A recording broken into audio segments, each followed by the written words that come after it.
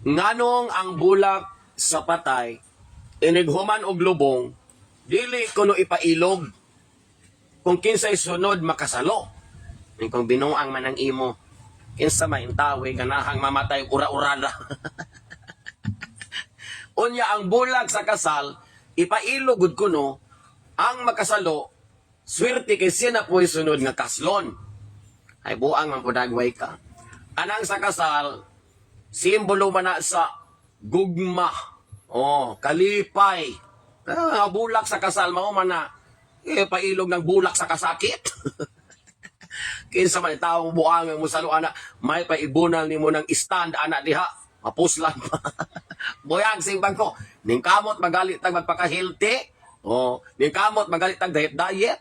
Ning kamot magitag jogging-jogging. Aron ni atong kinabuhi malugwayan pa. Butaas-taas pa natong ginhawa.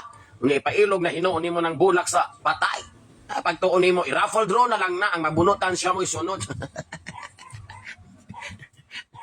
Oh, ipailog na lang na atong tuurang mga buaya sa gobyerno. Kung kisay makasalo, automatic siya na diretso. Lahi ba ko ng bulak sa patay kay one ba na sa kasakit, kagulanan.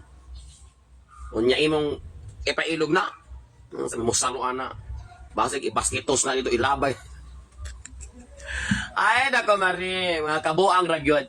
Nanaragod na mga pangutana sa kinabuhi. Munang dili pa ilog kay bulak na sa kasakit. Ang bulak sa kasal, bulak sa kalipay o gugma. Oh, swerte. Oh, na siya diha. Lagot ko kunin yun, no?